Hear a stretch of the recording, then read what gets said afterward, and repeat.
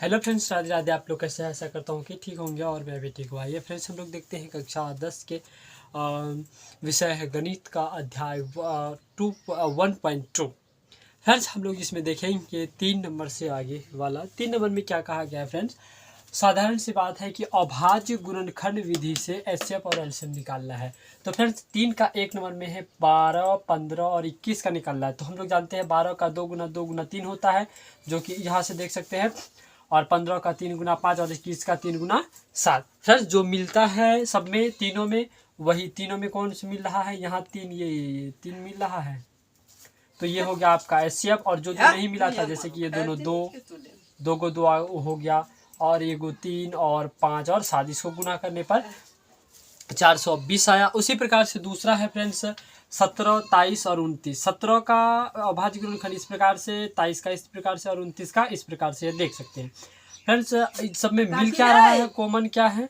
ये है, एक है। और उसी प्रकार से एलसीएम क्या है? तो एलसीएम क्या हो जाएगा? एक भी होगा, बाकी तीनों हो जाएगा। इसको गुणा करने पर 11 और 33 9 प्राप्त होता है। उसी प्रकार से तीसरा है 8, 9 और 25। 8 का 3 को 2 और 9 का 3 2 को होगा, और 25 का 2 को 5 होगा यहाँ से। और उसके बाद फ्रेंड्स दो सब में मिल क्या रहा है? एक। और एलसीएम क्या है? तो एलसीएम क्या हो जाएगा? ये तीनों 2 उतरेगा, 3 उतरेगा और 5 उतरेगा। गुना करने पर 800 प्राप्त हुआ। उसी प्रकार से फ्रेंड चौथा नंबर देखते हैं। तो यह एचसीएफ दिया हुआ है और एलसीएम में निकालना है। फ्रेंड्स इसका 9 एचसीएफ है और एलसीएम निकालना है। तो हम लोग जानते हैं दो संख्या का गुणनफल बराबर एचसीएफ गुना एलसीएम।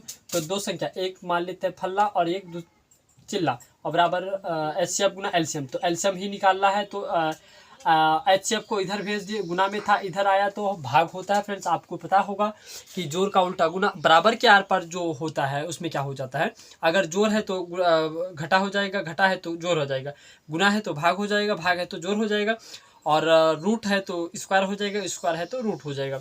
फ्रेंड्स उसी प्रकार से आगे चल के देखते हैं। बोल रहा है कि भाज्य संख्या है या नहीं बताना है। और अच्छा, यहाँ इधर आया तो भाग हो गया, और उसके बाद कटाने के बाद 34 प्राप्त हुआ इससे। तो 34 और ये दोनों बचा हुआ था, गुना किए तो 22, 33, 8 हुआ। फ्रेंड्स उसी प्रकार से 6 नंबर में बोला भाज्य संख्या कितना है, भाज्य संख्या है या नहीं बताइए। इसका बोलने के लिए बोला तो यहाँ 13 हम लोग लघुत्तम ले लिए, और ये अंदर में रह गया।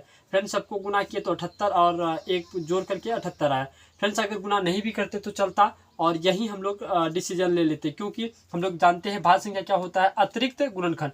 मैंने एक और स्वयं के अतिरिक्त कोई अन्य गुणनखंड होता है तो वह भाज्य संख्या होता है। और यहाँ हम लोग देख रहे हैं ये 13, जो 78, ये जो संख्या है पूरा का इसका अतिरिक्त गुणनखंड एक 13 है।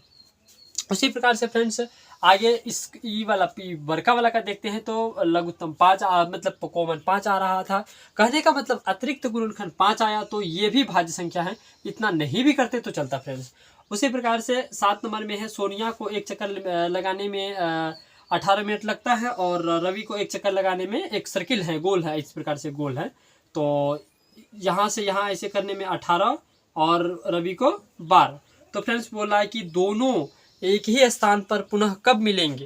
तो दोनों का एलसीएम निकालना होगा। 18 और 12 का दोनों का एलसीएम निकाले तो हमें प्राप्त हुआ 36। 18 का 2 गुना 3 गुना 3, और 12 का 2 2 और 1 3।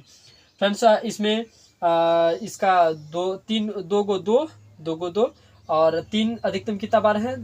2 बार, तो 2 बार। इन सबको गुणा करने पर 36 प्राप्त हुआ। मतलब 36 मिनट बाद वे पुनः प्रारंभिक स्थान पर मिलेंगे। अब मिलेंगे अगले वीडियो में, तब तक के लिए दबा के शेयर कीजिए। राधे राधे।